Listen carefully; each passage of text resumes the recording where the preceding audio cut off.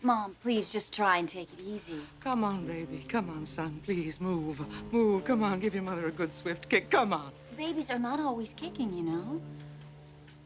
Macy, this baby moves all the time. All the time. And now, suddenly, he's just stopped. When you say suddenly... He hasn't moved all day, Macy, not once.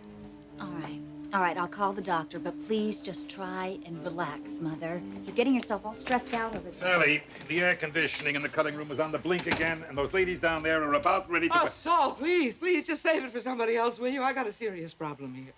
What's the matter? It's my baby. The baby? What's wrong?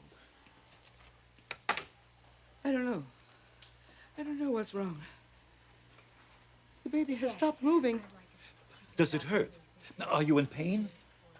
No, it's nothing like that. Are you bleeding? No, I'm not bleeding. Then what makes you think there's a problem? It's like I told you, Saul. I told you. The baby hasn't moved since sometime last night. And he's always been so active. Now, Sally, just sit down and listen to me. Now, come on, sit down here. If there isn't any discomfort or any pain, then there's no reason to worry. Oh, how can you say that? What are you, a doctor all of a sudden? Oh, Sally, this baby is a person. He's a little human being. Look, aren't there days when you don't feel like moving around much? Well, he's just taking a day off. You know, getting a little rest before the big push. Oh, Saul, don't be ridiculous. I'm not being ridiculous. Now, you treat this child as though he ought to be as jumpy as you are. Yes, thank you, Doctor. Mother, Saul is absolutely right. Now, if you're not having any symptoms, the baby is probably fine. Now, maybe this little boy is trying to tell you something. To relax. Take it easy for a change. Okay. Still, Macy, I'd feel a lot better if I could see the doctor. The doctor said he can see you right now. Good. Good. And let's go, huh? Saul, come with us, will you? Please. Sure. Sure, I'll come with you.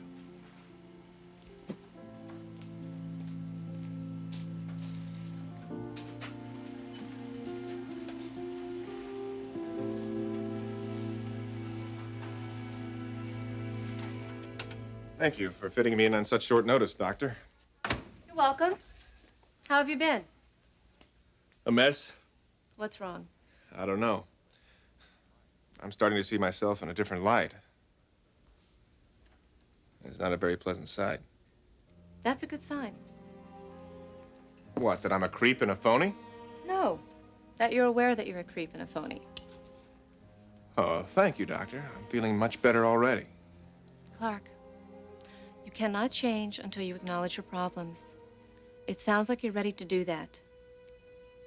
This is a very positive sign. Here we go. So, how's my big guy, huh? You been watching the World Series? He was glued to the TV. Yeah?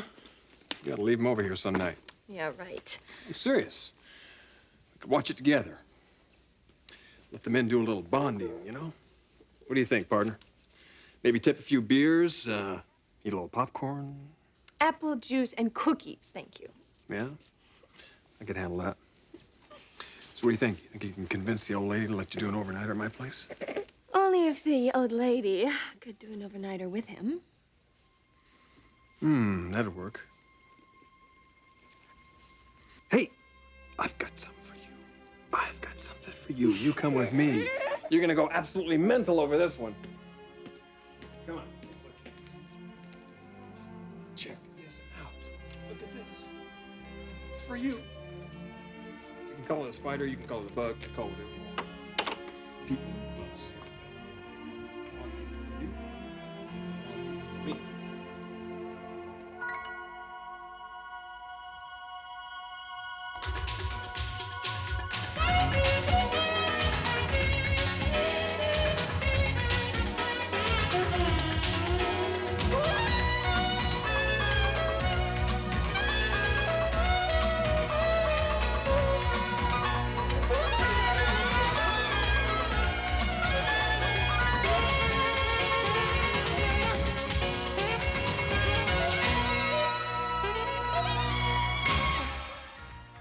the bold and the beautiful. This portion sponsored by Duncan Hines, helping you bake your moist, delicious best. Look, I've always known I wasn't perfect. But you thought you were pretty close to it. I like myself. Is there anything wrong with that? Absolutely not. That is perfectly healthy. But liking yourself and justifying your actions are two different things. Well, I'm not justifying anything anymore. That ought to make you happy. We are not here to make me happy, Clarke. Now tell me what brought this on. Well, after our last session, Well,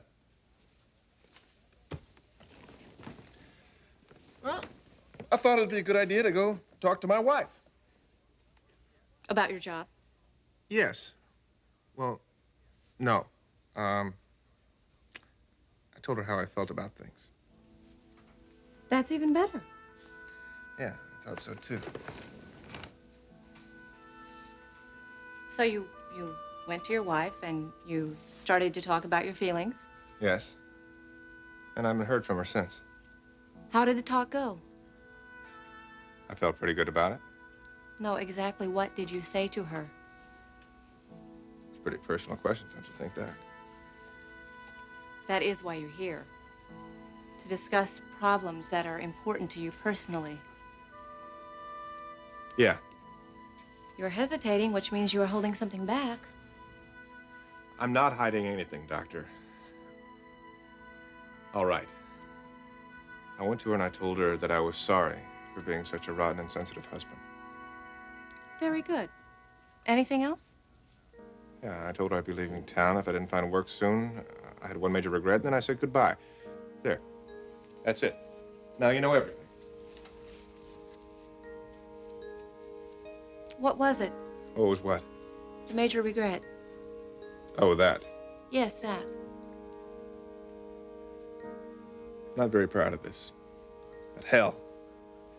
I'm a father already, not a very good one, and I don't need another kid, all right?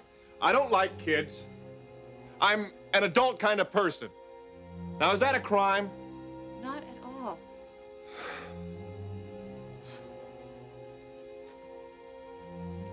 But would you tell me what this has to do with Sally?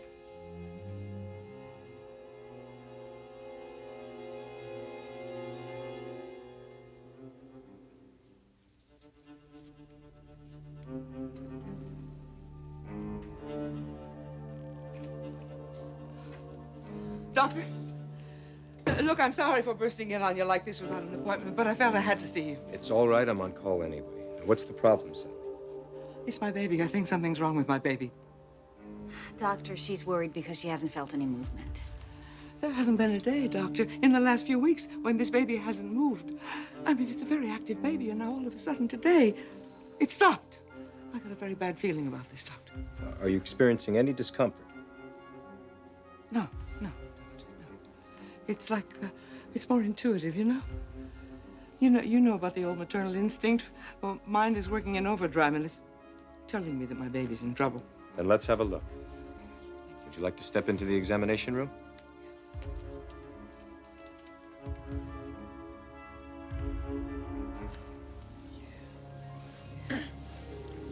Close your eyes. You're going to sleep. You go to sleep now. Close your eyes.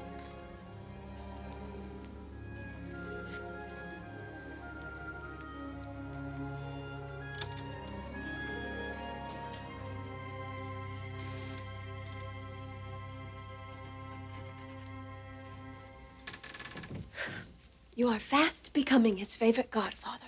I am his only godfather. He talks about you, you know.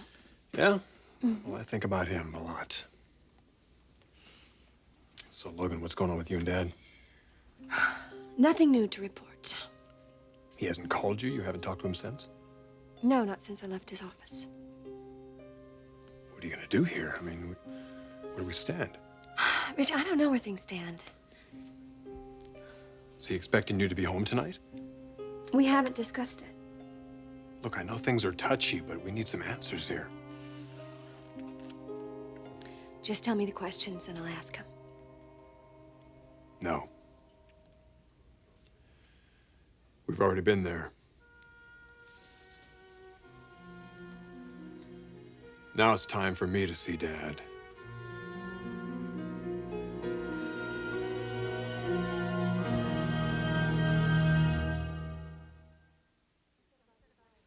What you said about your wife, it had something to do with children. Yes. Last spring, she came to me. She told me she was pregnant. I reacted pretty negatively, to say the least. I practically forced her to terminate that pregnancy, which she did, against her better judgment. That was the one major regret that I told her that I had. How did she react? That's the trouble. She hasn't reacted. I'd hoped that she'd call me after that. Why would she call you? To give me another chance. Is that why you went to see her? To get another chance? Is that why you told her you had regrets? Well, Well, is it? Doctor, the last time I was here, you told me that Sally meant a lot more to me than I thought, especially in regards to my work. Well, you were right. Sally is important to me. I haven't done a decent drawing since the day she threw me out. So yes, I'm trying to get my wife back. So that you will be able to design better. Yeah, so what? So what does Sally get out of it? A baby, for starters. You see, she didn't have the abortion. She didn't. Yeah, there you go. She's as big a liar as I am. Maybe that's why we get along so well. Well, just so long as you're aware of why you're doing what you're doing. Oh, yes. I'm aware of it. Clarke, are you listening to yourself? Yeah, what do you mean? You're acting like Sally owes you something.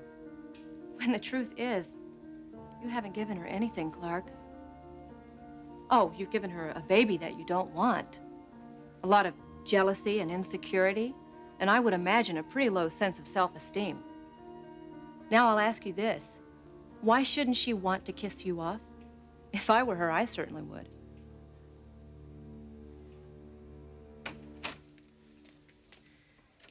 Your mother's dressing. She'll be out shortly. How is she, Doctor? She's fine. There, I knew it. So the baby is moving again.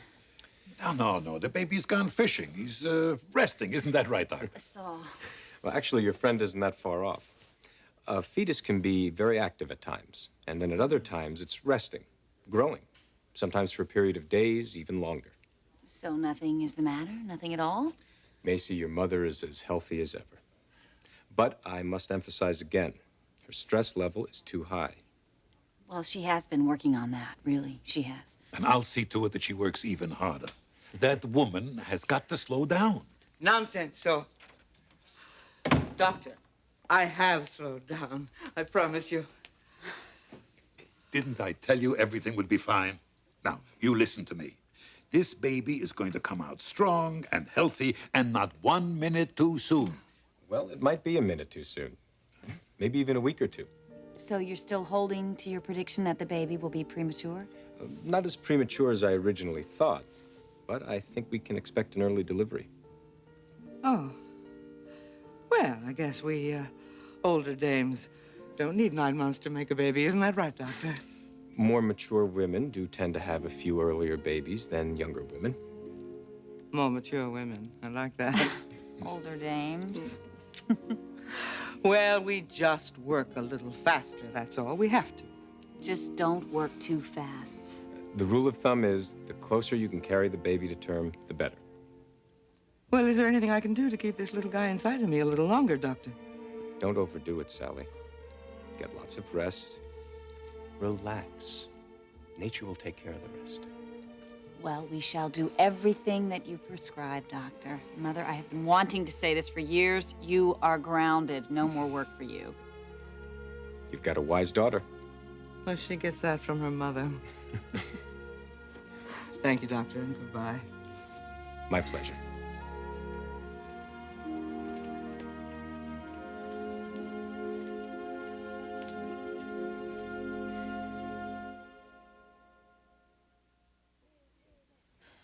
Ridge, look. Logan, save it. I'm going to see Dad, and that's that. Well, just give him one more day. He needs it, Ridge. Needs it for what? To get used to the idea that I'm not going to be around. It's gonna need more than a day to get used to that. Look, I can't keep avoiding him. We work together. He and I have got to tackle this thing now. Well, at least let me be there with you. Logan, will you stop with that? Dad and I are not gonna kill each other. Honey, this is a lot more explosive than you think. Which is why I have to do something about it now. This isn't gonna be any easier. Look, we just have some faith. It's me and Dad. We can work this thing out. We can and we will.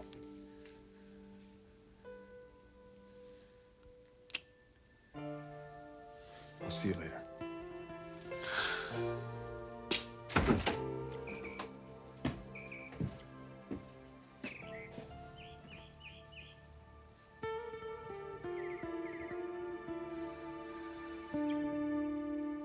I thought when someone saw a shrink, they're supposed to feel better afterwards. Yes, as he works through his problem, he does become healthier and he does feel better. In other words, I'm pretty sick, huh? Clarke, you came here because you have a problem. My problem, doctor, was with my work. It was suffering. That's why I needed help. Your work was suffering for a reason, and that reason is your problem. Huh. I've got a few character flaws, all right?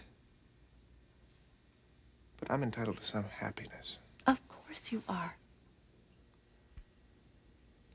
And why am I so damn miserable? Clarke, in my experience, when a person is unhappy, it is usually because he is doing something that makes him unhappy. Now, you've just told me two contradictory things. One, you told me that you don't like children, that you're an adult kind of person. Now, that is exactly how you put it. And two, that you very much want your wife back. Clarke, she is pregnant. How do you reconcile one with the other? Things work out. Things work out? Mm-hmm. When I'm back with Sally, we'll deal with the problem of the kid. When you are back with Sally, my friend, the problem with the kid will be exactly that, a problem. And you will be in this office or some other doctor's office telling him that very thing. Now, what you need to do, Clarke, is take a long look at yourself and decide what makes you happy. And it shouldn't be for status or for wealth, and certainly not to feed your ego. But you need to look deep down inside of you and find that which really and truly makes you happy. And when you know what that is, you go for it. And you go for it with all of your strength and all of your energy, and you fight for it, and you find that which fulfills you and makes you happy. Do you have any idea what that could be? My work. My work, Doc. And my work is at its best when I'm with Sally. I've got to get her back. I've got to get my wife back.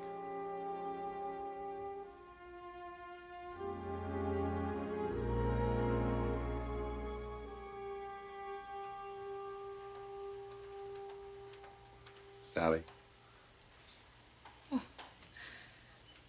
Thank you, Saul. Thank you. I still think we should have taken you home. He's right, Mother. Why did you insist on coming here? This is my home. This is your work. Well, Macy, for people like me, there's precious little difference, you know? Besides, what have I got waiting for me at home? Really? I used to have a husband waiting there for me, and now I don't anymore. You never had a husband. You had a gigolo. You're not having second thoughts, Mother. About Clarke? Oh, no. I was just simply stating a fact. I used to have a home and a husband, and now I don't anymore, that's all. Now I have a business. And a baby.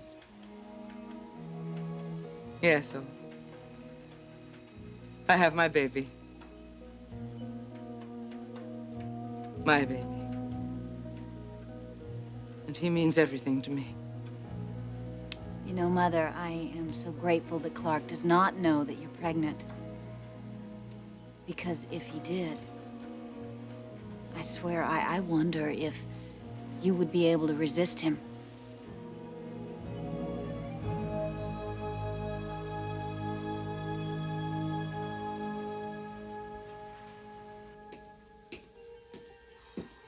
Trish, is Dad in? Yes, he is, Rich. Do you want me to buzz him?